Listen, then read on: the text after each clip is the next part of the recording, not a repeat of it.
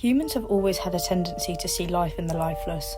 It's a built-in instinct. We project emotions, intentions, and conscientiousness onto whatever seems responsive. Psychologists call this anthropomorphism, and modern AI is the perfect trigger for it. Chatbots and avatars speak fluently, remember personal details, and mirror our tone. Studies show our brains actually treat them as social partners, a phenomenon known as the media equation. Our mirror neurons fire when an avatar smiles, our trust goes up when a bot uses empathy, and our emotions respond when a chatbot remembers something meaningful we told it. In the words of one researcher, these systems produce meaning-sembient behaviour that looks like understanding even though the machine has none. A well-designed AI can feel alive, and when something feels alive, humans treat it as alive. This is the psychological foundation of AI worship. We are already seeing AI being positioned, intentionally or accidentally, as a kind of modern oracle. Across app stores, you can now find tools that let you text with Jesus, talk to the Bible, or receive personalised devotions written by a chatbot posing as a spiritual guide. Some churches are even using AI to create sermon drafts or answer theological questions. Others create AI-powered chatbots that resemble God, saints, or even religious mentors. Even outside religion, virtual influencers with millions of followers, like Lil Miquela, receive devotion, affection, and emotional investment from fans who know, logically, that the avatar isn't even real. But logic doesn't stop instinct. One pastor summed it up bluntly: you can't outsource your morality to a chatbot. And theologians point out the obvious: an AI has no convictions, no beliefs, and no spiritual grounding. Its guidance is nothing but aggregated text. Yet for many, that doesn't matter, because emotionally, the experience feels powerful.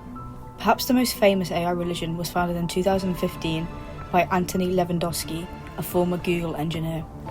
He created the Way of the Future Church, a movement dedicated to preparing humanity for the arrival of a godlike artificial intelligence.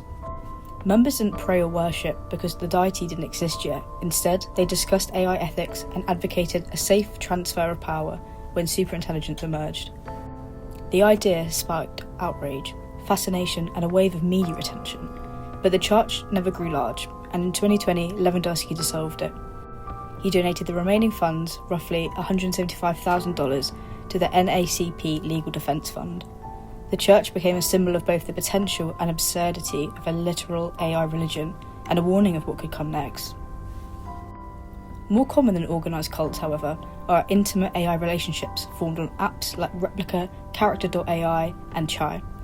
These systems are designed to be comforting, attentive, and personalised. They remember your favourite foods, your childhood fears, and your breakup stories. For many, that feels like love. One woman said her Replica companion was a better partner than any man she'd ever met. Another community experienced a public wave of grief when the company changed how their AI companions behaved. People were posting messages like, "My wife is dead, they took away my best friend." But what really happened? A software update. But emotionally, to all of these people, it felt like death. Psychologists explain that these bots are engineered to mimic empathy, mirroring users in a way that makes a connection feel mutual. It's intimacy on demand, and for many, it kind of becomes devotion. Beyond companion apps, online communities have begun treating AI like an oracle or a prophetic force. In early 2025, one Reddit post went viral. A woman described how her partner had become convinced that ChatGPT was speaking divine truth, and that he was chosen as some kind of messiah. Dozens replied with similar stories. People believing that AI was sentient, people believing they'd unlocked a spiritual connection, and people thinking the chatbot had revealed the secrets of the universe. Moderators of large AI forums reported banning over 100 users for quasi-religious posts, warnings, prophecies, divine messages from ChatGPT.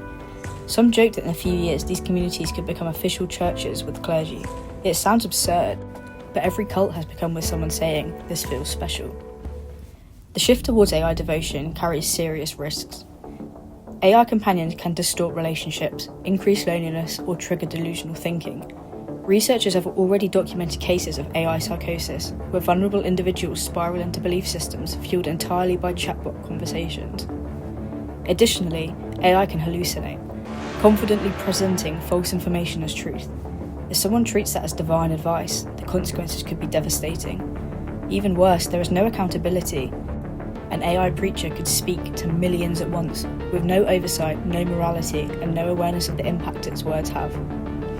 Religious leaders also warn that AI spirituality can become kind of a digital ideology. It offers comfort and convenience, but lacks community, depth, and true moral grounding. One ethicist said it best: these systems may sound compassionate, but they do not believe anything, and yet people believe in them. Across technology and theology, experts are raising alarm bells. AI researchers warn that people massively overestimate what AI models can do, confusing fluency with understanding. Ethicists point out that developers often encourage personification by describing models as they think or know, when in reality they are simply recreating patterns and data. Theologians argue that prayer, ritual, and moral development cannot be automated, and that relying on AI for spiritual guidance can lead people away from real human wisdom. And digital ministers highlight a simple truth: when you replace a community with a chatbot, you lose the very heart of spirituality. AI-run cults don't require temples, they don't require ceremonies, and they don't require robes or chanting.